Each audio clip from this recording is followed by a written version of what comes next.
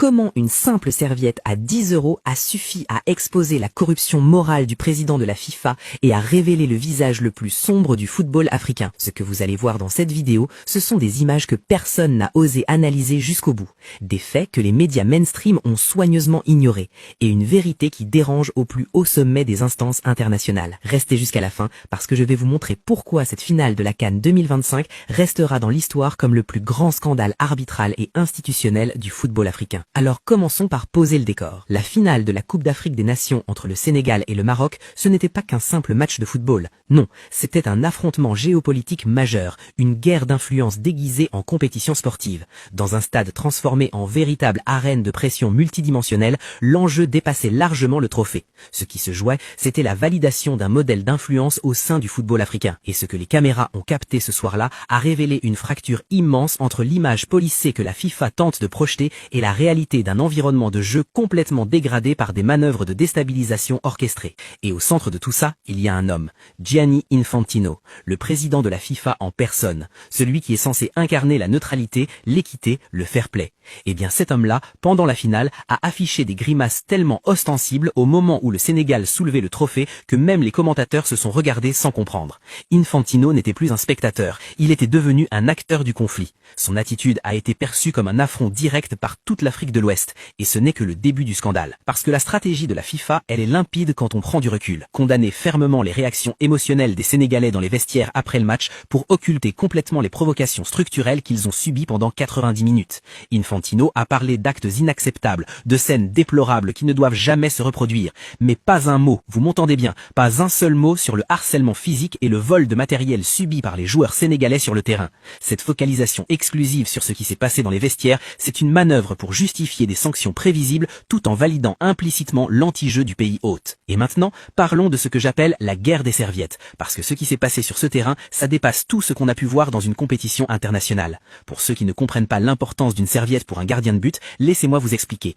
La serviette, c'est l'outil de routine du gardien. Elle sert à maintenir l'adhérence des gants, à évacuer la sueur, à garder les mains sèches pour les arrêts décisifs. La volée, c'est briser la concentration du gardien, introduire un doute psychologique, et dans certaines cultures, ça renvoie même à des croyances liées à la magie noire ou à la perte d'anti-sèche pour les pénaltys. Et ce vol, il n'était pas accidentel, il était coordonné. On l'a vu avec Stanley Nwabali, le gardien du Nigeria, lors du match précédent. Achraf Hakimi avait déjà jeté sa serviette directement à l'arbitre de touche sans que ce dernier ne réagisse. Zéro sanction, zéro réaction, une paralysie totale, voire une complicité des officiels. Et en finale, la même tactique a été déployée contre Edouard Mendy. Laissez-moi vous décrire les acteurs de cette opération. D'abord Achraf Hakimi, le capitaine du Maroc, instigateur direct, filmé en train de jeter le matériel de Mendy vers les ramasseurs pour le faire disparaître. Ensuite Ismaël Saïbari, un joueur qui avait quitté le terrain mais qui s'est comporté comme un vigile en bord de terrain, effectuant des appels et des contre-appels pour empêcher les remplaçants sénégalais de redonner le matériel à leurs gardiens. Et enfin, les ramasseurs et les stadiers, transformés en agents d'exécution de la fédération haute, participant activement au harcèlement physique et transformant leur mission de sécurité en mission de sabotage. Et c'est là que l'histoire devient vraiment choquante. Yehvan Diouf, le gardien remplaçant du Sénégal, a payé le prix fort pour sa loyauté. Les images sont là, vous pouvez les retrouver. Il a été littéralement traîné sur plusieurs mètres et coursé par 4 individus, stadiers et ramasseurs confondus, pour lui arracher le matériel de Mendy. 4 personnes adultes censées assurer la sécurité qui agressent physiquement un joueur professionnel pour une serviette. C'est du jamais vu dans l'histoire du football international. Et Malik Diouf, lui, a dû escalader les panneaux publicitaires pour récupérer l'équipement volé. Vous imaginez la scène, un joueur international obligé de grimper par-dessus les panneaux de sponsoring pour récupérer le matériel de son équipe. C'est ce qu'on appelle du football de quartier, mais institutionnalisé au plus haut niveau. Mais le Sénégal a gagné, malgré tout, malgré le harcèlement permanent, malgré l'environnement toxique, malgré la machine institutionnelle hostile. Les Lions de la Teranga ont soulevé ce trophée avec une force mentale qui force le respect.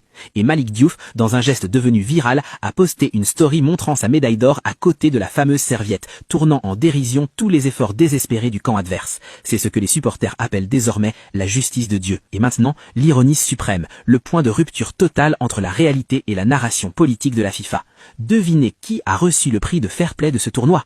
Achraf Hakimi. Oui, vous avez bien entendu, le même capitaine filmé en train de voler le matériel adverse et de narguer les officiels a été honoré par la Confédération africaine de football. C'est la plus grande plaisanterie de l'histoire de la CAF et probablement du football mondial. Quand on compare cette finale avec ce qui se passe à l'Euro ou à la Copa América, où la neutralité des stadiers et des ramasseurs est une règle d'or absolue, on mesure la la régression alarmante. Le témoignage d'Ismaël Jacobs après le match est édifiant. Il a parlé d'un épuisement psychologique tel que certains joueurs n'en pouvaient plus. Il a même fait le lien avec les forfaits mystérieux de cadres comme Crépin Diatta et Pape Matar Sarr avant le match, suggérant que l'environnement toxique créé par le pays hôte a agi comme un poison lent sur le groupe sénégalais. 3 défaillances majeures doivent être pointées du doigt. Premièrement, la passivité coupable des arbitres. Le geste de Hakimi jetant la serviette à l'arbitre de touche sans aucune sanction définit une zone de non-droit sur le terrain. Deuxièmement, l'instrumentalisation des stadiers. L'intrusion physique des agents de sécurité pour agresser Yehvan Diouf marque la fin de la notion même de sécurité neutre. Et troisièmement, le sabotage psychologique coordonné.